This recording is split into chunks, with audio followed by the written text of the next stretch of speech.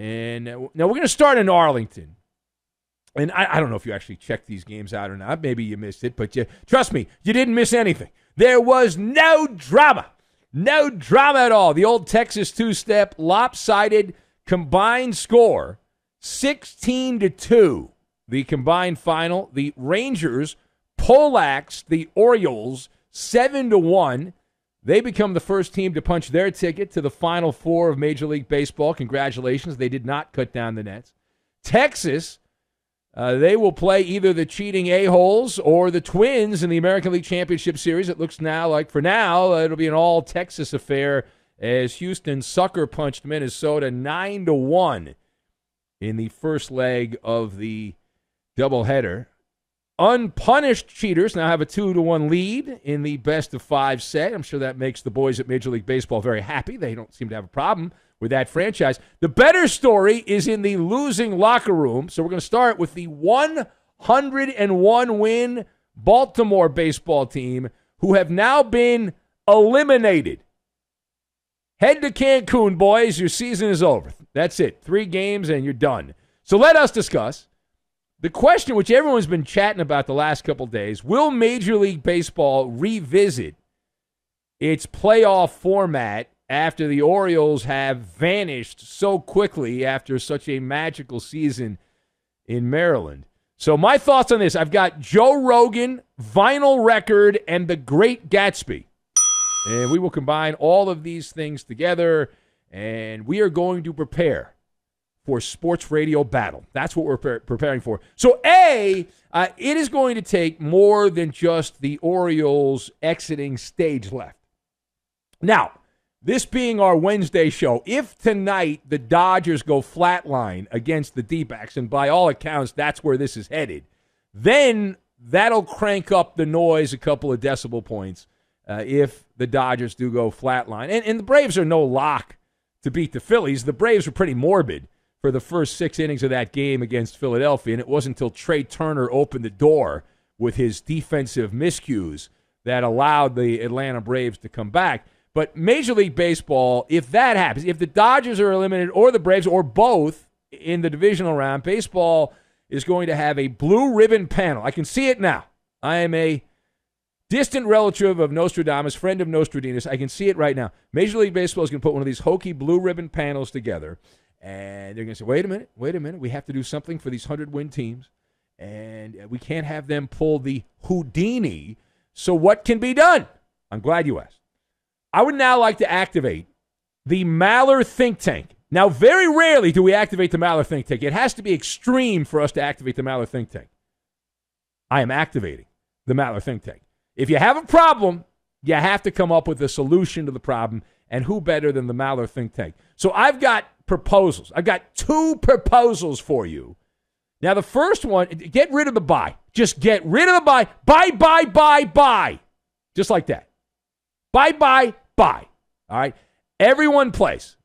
You just do it like the other sports. Number 1 seed plays the number 6 seed. Number 2 seed plays the number 5, et cetera, et cetera, et cetera. Now, the other plan is more unorthodox. Okay? I'm going to run this by. I'm going to make my elevator pitch. You keep the bye, but you get rid of the time off. Let me explain how. Okay? It's very complicated. It's scientifical. So you keep the bye round in place for the teams, meaning they get an advance to the divisional round, the teams that have the top 2 records, right? Have the great record. So what you do is you crank up the disadvantage to the wild card teams. This is where the plot thickens. You go Joe Rogan, old school fear factor. You give the wild card teams a triple header, meaning the season ends on a Sunday. The wild card teams have 1 day off on Monday. They then play on Tuesday. 1 day, 3 games. Now, it could be only 2 games, all right? But up to 3 games. Whoever wins the first game, if they win the second, there's no need for a third game. All right? Just making an all-day situation. So if the team that wins the first game loses the second game, we have a third game. And then whichever team wins 2 out of 3 then has to come right back. They get on a plane, and they fly to their next city, and then they start the divisional round the following day. Is their pitching staff going to be in tatters? Yes. Does it matter? Who gives a crap? That's what you do, all right? And if Rob Manfred uses this, he owes me money. Okay, he owes me money.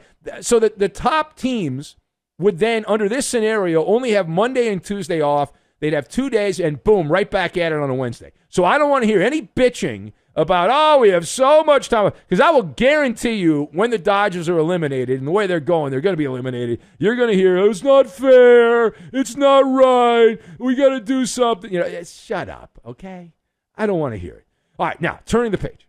Let's go to Texas. At the end of the Rangers' elimination of Baltimore, I was paying very close attention because I was trying to wake up. I had fallen asleep. The game was so boring. But on the Fox broadcast, they gave a tongue bath to Bruce Bochy. Bruce Bochy did not have to take a shower after that game. They licked him from head to toe. It was lick, lick, slobber, slobber. You would have thought that Bochy hit 2 home runs in that game and pitched 7 solid innings. It was a ringing testimonial to Bochy. And I like Bochy, but I got a little uncomfortable. It was cringeworthy. It was appreciation and glorification of Bochy. But there's something that Derek Jeter said that stood out, and Jeter almost says nothing that's interesting. He's very bad at television, very boring, but people like him because he was El Capitan, but man, is he bad at that. But anyway, Jeter, in this chapter, said something that caught my attention by something he didn't say.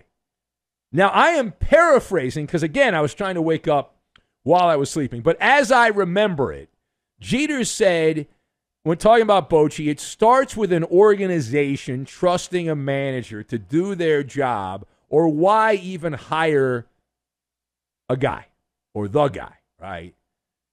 And so that stood out to me. And the question here, was there a deeper meaning to Derek Jeter's praise of Bruce Bochy? And you can't see me, but I'm nodding my head yes. It was subtle. It was about as subtle as a sledgehammer to the back of your head, right? Jeter gave Bruce Bochy a shoulder rub like he used to give Joe Torre back in the day. And I get it. Bruce Bochy, compared to just about every other manager left, now that Terry Francona is out of the game, Bruce Bochy is a vinyl record in the age of streaming music. And that was shrapnel at the Yankees, but not just the Yankees. It was shrapnel at the Dodgers and the Tampa Bay Rays and all these other teams. And what I took away from that Jeter, by praising Bochy the way he did, was implying that Brian Cashman in New York, Andrew Friedman in L.A. should do better.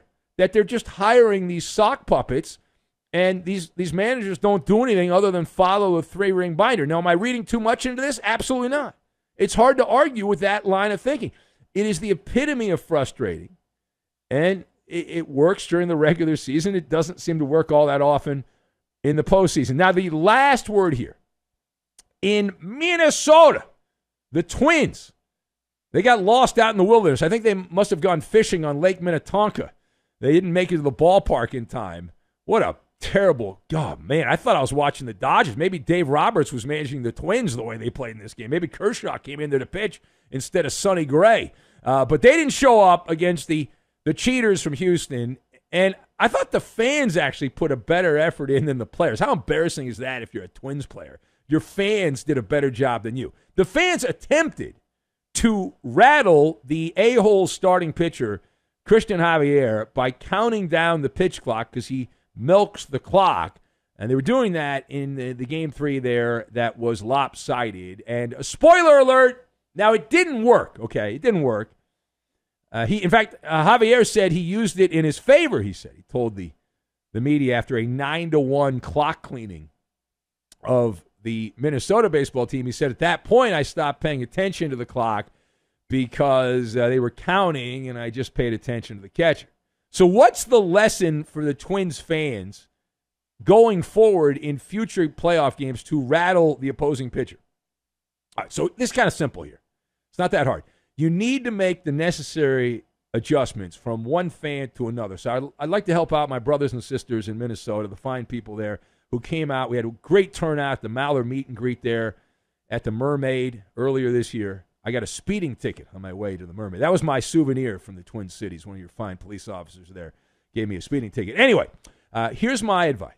And I spent several minutes coming up with this, okay? You have to embrace The Great Gatsby. All right. The significance of the broken clock in The Great Gatsby, if you read it, if you saw the movie, you know what I'm talking about. You must change the cadence. So in the future, in order to throw off the pitcher's rhythm, you give the countdown, but you give the wrong countdown.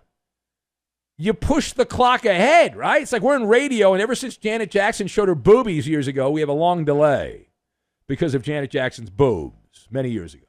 And so we have a big delay. So what you're hearing right now, we actually said about 2 days ago, and we just are able to do that because we don't want anyone to say a naughty word.